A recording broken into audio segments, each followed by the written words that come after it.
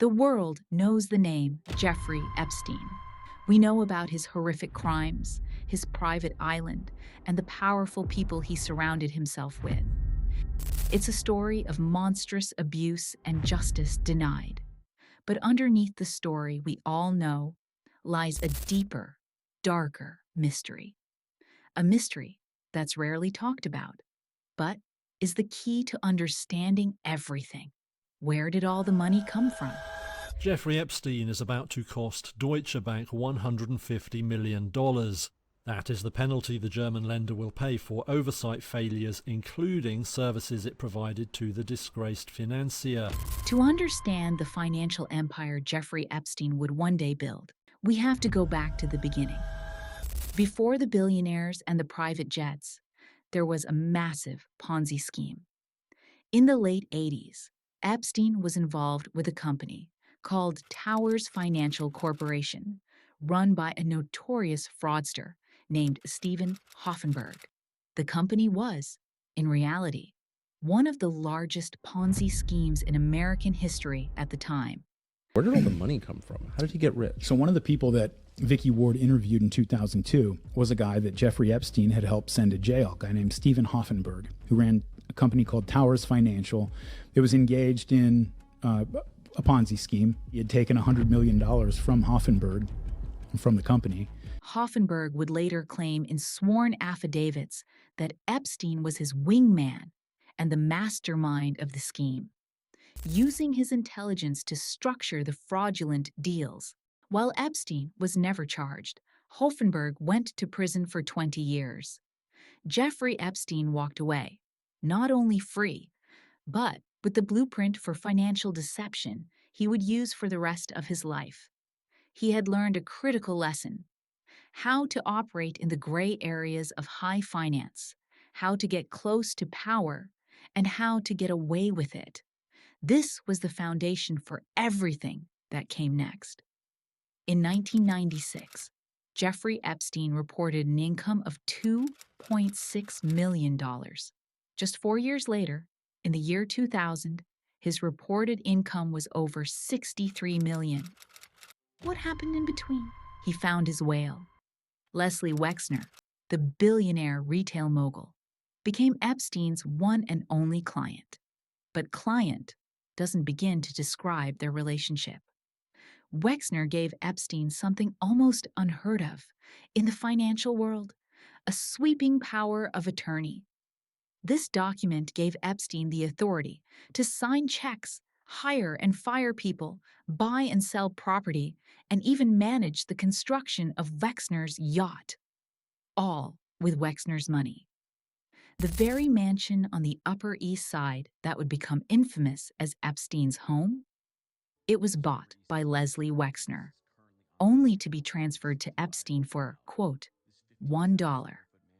But Wexner wasn't the only one.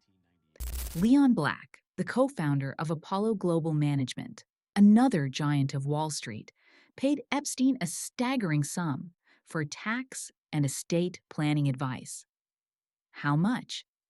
A 2021 report commissioned by Black's own firm revealed he had paid Jeffrey Epstein $158 million.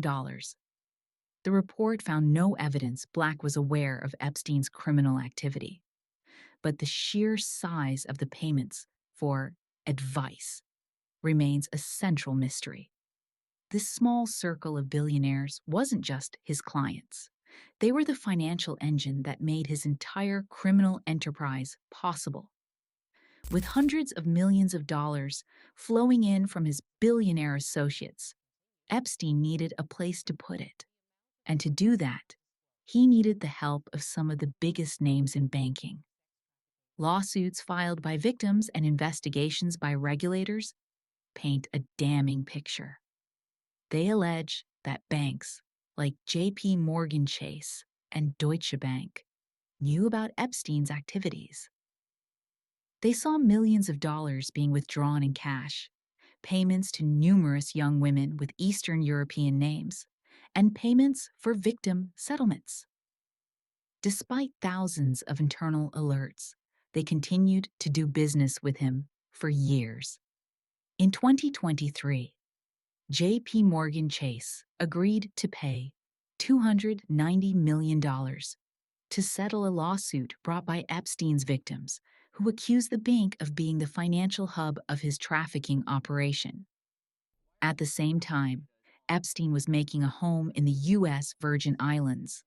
It wasn't just for the privacy his island, Little St. James, afforded him. It was a strategic financial move. He took advantage of a local tax incentive program, allowing him to slash his tax rate from over 35% down to just 4%. It's estimated this move saved him and his clients hundreds of millions of dollars. Money that was then used to fund his lifestyle, silence victims, and maintain his network of abuse. Following Epstein's death in 2019, the true scale of his wealth became clear. His estate was valued at over $630 million. But the questions didn't stop. In fact, they only got bigger. Today, the U.S. Congress is still trying to unravel his financial web. The House Oversight Committee is demanding access to thousands of suspicious activity reports, or SARS, filed by banks related to Epstein and his associates. These documents could reveal who he was doing business with, how money was being moved to victims, and just how high up his network really went. The Senate Finance Committee has already indicated that Epstein's file contains information on over $1 billion in transactions. The money was the motive, the method, and the means. It allowed him to buy access, to buy silence, and to buy a system of justice that, for decades, allowed him to get away with the unthinkable. The story of Jeffrey Epstein's crimes is one of immense human tragedy. But the story of his finances is a story of systemic failure. It reveals how the secretive worlds of high finance and offshore tax havens can provide a playground for the powerful to hide their secrets. We may never know every secret hidden within Jeffrey Epstein's financial empire. But by following the money, we get closer to the truth. If you found this investigation informative, please consider liking this video and subscribing to Juju's Crime Watch for more deep dives into the cases that shape our world. Let me know your thoughts on this case in the comments below. What part of this financial web do you find the most shocking? Thanks for watching.